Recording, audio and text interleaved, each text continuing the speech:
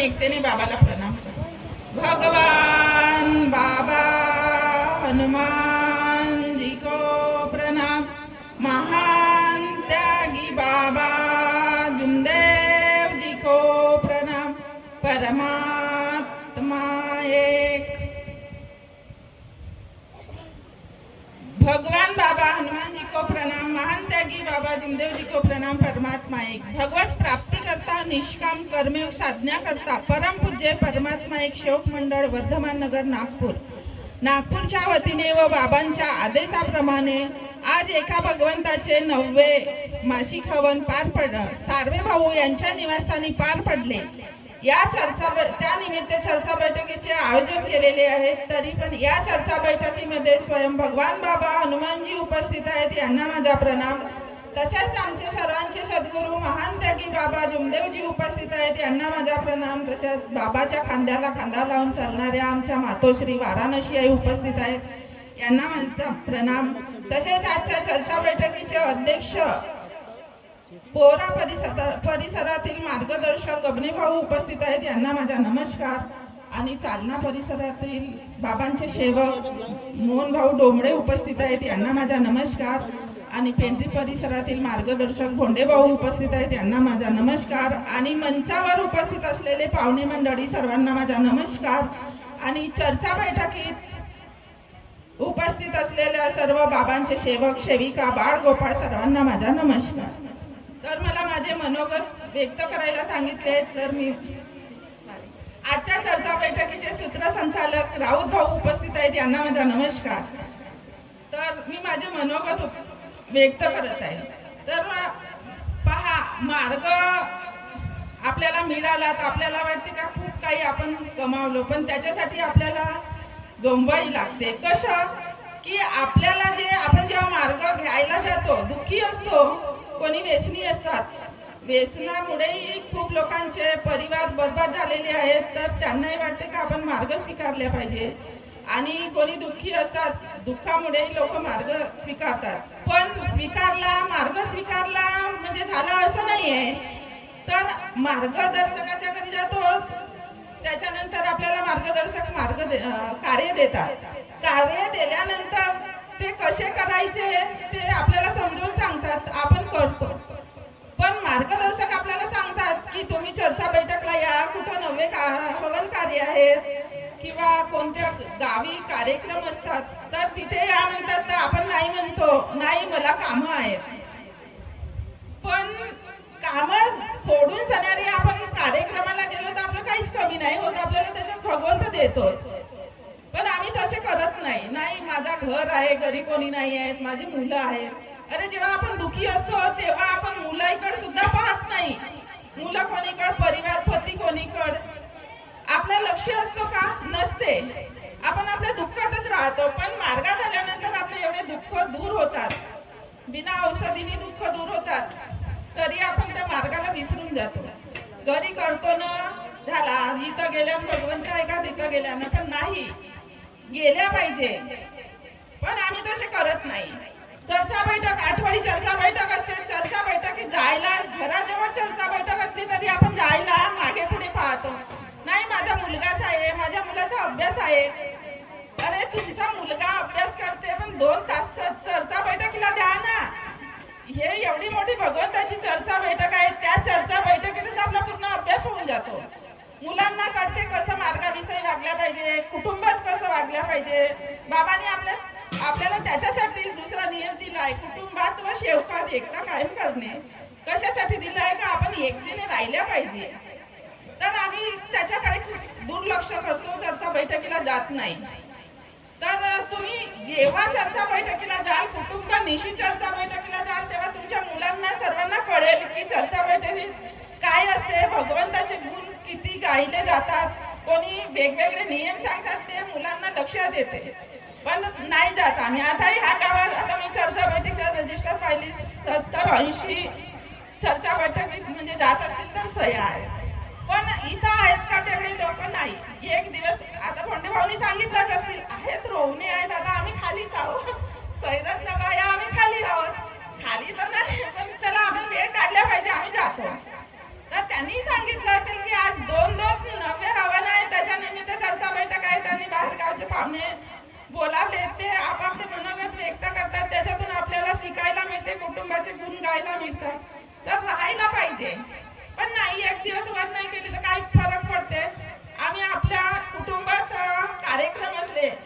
माहेरी कार्यक्रम असले तर चालला कुटुंब घेऊन पोरांना सुट्ट्या काढून जातो. मग हा आपल्या भगवंताची ही एक शाळा आहे. या शाळेत सर्व काही मिळते, पण नाही आम्ही तसं करत नाही. कोणी म्हणते माझा पती गेला, कोणी म्हणते माझी पत्नी गेली. पती गेला तर पतीलाच माहित राहील, पत्नी गेली तर पत्नीलाच माहित राहील, पतीला माहित राहील का? आणि आम्ही असे करत नाही का आपण चर्चा बैठकीत गेल्यानंतर आपल्या घरी थोडेसे चर्चा बैठकीत काही मार्गदर्शन सांगतात, अनुभव सांगतात, तर त्याचे गुण गात नाही. झाली चर्चा बैठक झाली, जेवण केलं का झोपी जातो. पण ते शेअर केलं पाहिजे. आपल्या कुटुंबात जरी पती नाही आला, मुलगा नाही आला, तर थोडेसे ते गुण शेअर केले पाहिजेत कुटुंबात जेवताना. तेव्हा त्या मुलांना माहित होते का नाही आपण चर्चा बैठकीत गेल्या पाहिजे. चर्चा बैठकीत म्हणजे भगवंताविषयी आपल्याला गुण मिळतात आणि आपण बाहेर गेलो तर आपल्याला कधी प्रसंग आला तर त्याच्यावर आपण मात करू शकले पाहिजे. तेव्हाच मुलांना माहित असते. तर आम्ही तसे करत नाही, तर आजपर्यंत नाही केल्या, पण आता तरी आपल्या पतीलाही सांगायचं, चला मुलांना सांगायचं चर्चा बैठक आहे, छोटे का असो ना आपण न्यायला पाहिजे. तेव्हापासूनच त्यांना वळण लागल. आपण मुलांना म्हणतो तू शाळेत नाही गेला तर भाई तुला मारील, मग आपण चर्चा बैठकीत नाही गेला मग आपल्याला मुला म्हणतात का? नाही म्हणत. म्हणून मुलांना घेऊन जा, सगळे शिकतात, मार्गाचे गुणगान शिकतात आणि त्यांना कधी बाहेर राहण्याचा प्रसंग आला तर त्यांना माहित होते का आपण आलेल्या संकटावर मात कसं करायचं. आम्हाला नेहमी आमचे मार्गदर्शक हरणे काकाजी सांगतात. आमची आठवडी चर्चा बैठक असते, 7:30ची चर्चा बैठक असते. आमच्या मुलांना लहानपणापासून आम्ही पण मार्गात आलो तेव्हा आमचे मुलं 7 ते 8 वर्षाचे होते, पण आम्ही पाणी असो पाऊस असो मुलांना चर्चा बैठकीला नेत होतो. तर आमच्या मुलांना आजही कोणता प्रसंग आला तर त्यांना पटकन माहित असते. आम्ही न सांगता ते आपला प्रसंग दूर करतात, त्यांच्यावर कोणती अडीअडचण आली तर. आणि त्यांना शिक्षणाची सुद्धा ओढ लागते, म्हणून चर्चा बैठकीत जा, आवर्जून जा. कारण एकच दिवस आठवड्यातून एकच दिवस चर्चा बैठक असते, तर आवर्जून सर्व कुटुंबानिशी जा. त्याच्यात तुम्हाला खूप काही फायदा आहे. भगवंतानी एवढे बाबांनी आणि माझा मुलगा म्हणजे दोन्ही इंजिनिअरिंग करतात, म्हणजे झाले त्यांचं इंजिनिअरिंग. पण पहा माझा मुलगा जेव्हा त्याला म्हणजे त्याचा कॅम्पस झाला तेव्हा आम्हाला वाटलं का हा माझा मुलगा कधी कोणासोबत भांडत नाही, कधी कोणाला काही उतरून बोलत नाही. आम्हाला वाटायचा साधा मुलगा आणि एक नागपूरला झाला, तर मला वाटायचं माझा मुलगा हा कधी बाहेर राहिला नाही तर हा यांनी नागपूरलाच केलं पाहिजे. माझ्या पतीची इच्छा होती का माझ्या मुलांनी मुंबईला केलं पाहिजे. मला वाटायचं हा मुंबई एवढी मोठी मुंबई आपण कधी बघितला नाही, तर हा कसा राहिला मुंबईला. मी खूप विचारत राहायची, रात्रंदिवस विचार करायची. माझा मुलगाही विचार करायचा.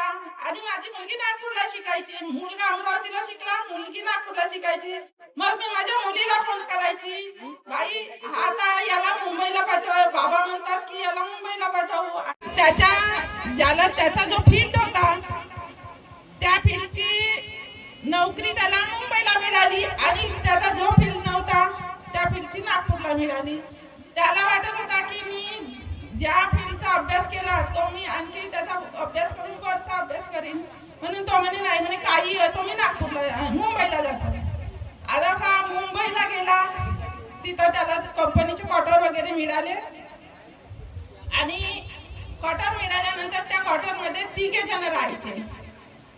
आता हा होता इकडचा मुलगा आपला खेड्यापाड्यातला आणि ते होते तिकडच्या महाराष्ट्रातली मुलं, पुणे साईडचे मुलं होते. हा आपल्या भगवंताची बाबांनी सांगितलं, आमच्या मार्गदर्शकांनी सांगितलं त्याप्रमाणे तो सकाळची विनंती आणि प्रार्थना करायचा. ते मुलं होते शौकीन. याला खूप वाईट वाटायचं, मी म्हणे मार्गातला मुलगा आणि हे मुलं मला असे म्हणजे टॉर्चर करायचे. हा विनंती करायचा, प्रार्थना करायचा, सायंकाळी तर एका कोणत्यात बसून प्रार्थना करायचा आणि विनंती करायचा. ते याला टॉर्चर करायचे. मग याला वाईट वाटायचा का मी कसा करू, आणि ते ड्रिंक वगैरे करायचे. मग तो मला रोज फोन करायचा, आई हे मुलं असे आहेत तर कसा करू. मी म्हटलं तू कसा नको करू, आता आपण सामर्थ्य केलो आहोत तर तू आपल्या बाबांचा जयघोष कर. कारण आमचे मार्गदर्शक नेहमी सांगतात तुम्हाला कुठेही राहायचं म्हटलं तर भगवंताचा जयघोष करा, कोणीच आपला काही करू नाही शकत. किती त्रास देतील तरी ते आपला काहीच नाही करू शकत. तर पहा भगवंताची एवढी कृपा की तो मुलगा आपला ते मुलं काय करायचे, तो त्याची वेगळी रूम होती आणि त्यांची वेगळी रूम. हा मार्गात असल्यामुळे यांनी म्हणजे 3 रूमचा फ्लॅट होता, तर त्यांनी एका रूम मध्ये आपले बेड वगैरे नेला.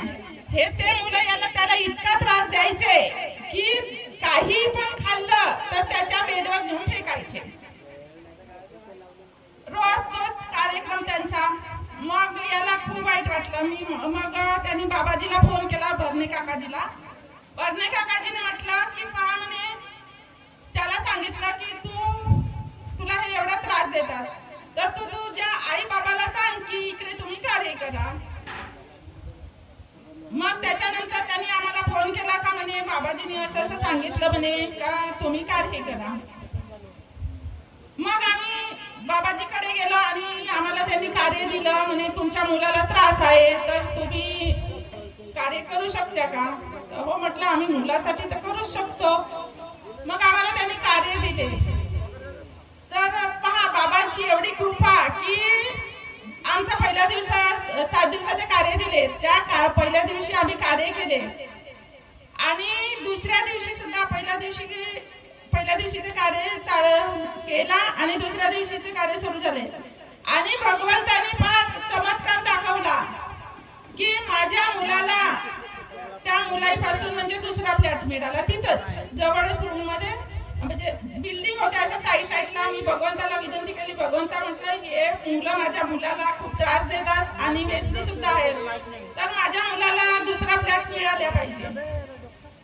तर बाबांची कृपा दुसऱ्या दिवशी त्याला तो दुसरा फ्लॅट मिळाला. आणि त्याच्या सोबतीला म्हणजे एका फ्लॅटला 3 मुलं राहायचे, कारण त्या कंपनीचा रूलच होता 3 मुलांना फ्लॅट.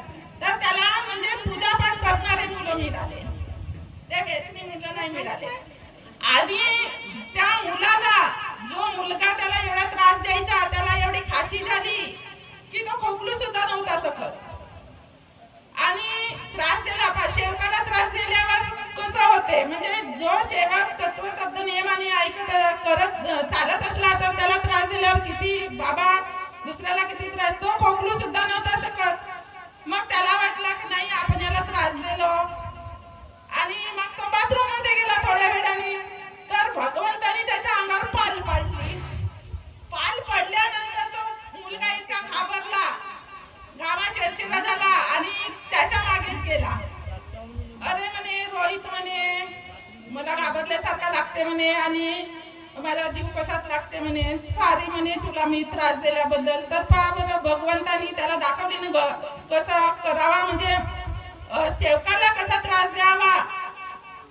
तर त्याला त्याची शिक्षा मिळाली आणि मग माझा मुलगा दुसऱ्या फ्लॅटमध्ये शिफ्ट झाला आणि आज म्हणजे त्याला सुखरूप आहे. म्हणजे अशा व्यसनी मुलापासून तो सुखरूप आहे. तर त्याने बाबाचे 4 तत्व 3 शब्द आणि 5 नियमाचे पालन करते. तर त्याला भगवंतानी चांगले म्हणजे सोबती दिले आणि फ्लॅट पण सुद्धा चांगला दिला. तर अशी बाबांची कृपा आहे. म्हणून तुम्ही आपल्या मुलाबाळांना चर्चा बैठकीत घेऊन जात जा आणि तुम्ही सुद्धा जात जा, कारण 2 तासाची चर्चा बैठक असते. चर्चा बैठकीत खूप शिकण्यालायक असते. आणि जवळपास हे नवे हवन वगैरे असले तिथं जा. आता आम्हाला म्हणजे 5 तारखेला कोंडेभाऊ आमच्या गावी आले होते, नवी हवन होती. बोरकर काकाजी सुद्धा आले होते. आम्हाला यांनी दोघांनी सांगितलं का बाई म्हणे तुम्ही आमच्या गावी नवे हवन आहे तर तुम्ही या, उपस्थिती दाखवा. आता मला प्रश्न पडला, आमच्या मैत्रीण गाडवे ताई त्या तिकडे गेल्या होत्या कर्नाटकला. मी म्हटलं मी आता एकटी कशी जाणार, म्हणून मी त्यांना फोन केली 5 तारखेला 10 तारखेला इथं नवे हवन आहे पेंढरीला. आणि कोंडेभाऊंनी सुद्धा फोन केला. तर पहा त्यांना भगवंताची गोडी होती, त्यांनी तिथून रिझर्वेशन करून टाकलं. त्यांचा आणखी 8-10 दिवस मुक्काम होता, पण नाही म्हणे मला आमच्या गावाकडे कार्यक्रम आहे, माझं रिझर्वेशन करून द्या. त्यांनी रिझर्वेशन करून दिला आणि त्या कालच आल्या. काल 4 वाजे आल्या आज तयार झाल्या. आणि आमचा असा ग्रुप आहे की कुठेही चर्चा बैठक म्हणजे नवे हवन असले, हे सेवक संमेलन असले तर आम्ही आमचा 5-6 जणींचा ग्रुप आहे, आम्ही एकामेकीला फोन करतो. मला सवय आहे की बाई येते का, आपल्याला जायचं आहे. मग विचारतात कशाने जाऊ, भगवंत आपल्याला नेणारच आहे. तर चला येत असाल तर या, एवढ्या वेळेत तयारी करा. पहा माझ्यासोबत आम्ही 4 जणी आलो आणि आम्हाला भगवंताच्या चर्चा बैठकीचा लाभ मिळाला. तरी अशी बाबांची कृपा आहे, कुठेही जायचं असला काही सर्वच बाया जात नाही, कामाला जात नाही. फक्त आम्ही सांगतो की आम्हाला काम आहे, पण कार्यक्रम असला तर तुम्ही खरोखर मनाची तयारी करा. गावाच्या आजूबाजूला आपले मार्गदर्शक सांगतात तर जात जा, म्हणजे तुम्हाला सुद्धा अनुभव येईल आणि 4 शब्द बोलता येईल. आता आम्हालाही बोलता नाही येत, पण आमचे मार्गदर्शक नेहमी आम्हाला उभे करतात आणि कोणत्याही गावी नवे हवन वगैरे असले तर आम्हाला सांगतात, तर आम्ही 4 बाया घेऊन जातो. म्हणून आम्हाला हे भगवंताची कृपा. नाही तर आम्ही 4 लोकही तसे बसले राहिला तरी बोलता नव्हता येत. कसेही बोलो, अटकून बोलो, कसेही बोलो, पण माईक मिळते. नाहीतर आपल्याला माईक मिळत होता का? तुम्ही जा कुठं मंत्री संत्र्यालाच माईक मिळत होता. 4 लोक बोलले झाला, पण आपल्या बाबांची कृपा आहे की आपल्याला माईकवर बोलण्याची संधी मिळते. म्हणून भगवंताच्या कृपेला विसरू नका. सगळ्यांनी याचा लाभ घ्या. एवढे बोलून माझे 2 शब्द पूर्ण करतो, कारण कोणाचे मन वगैरे दुखले असतील तर मला माफ करा. भगवान बाबा हनुमानजी को नमस्कार, महान त्यागी बाबा जमदेवजी को नमस्कार, मातोश्री वाराणसी आईला नमस्कार, सर्वांना नमस्कार.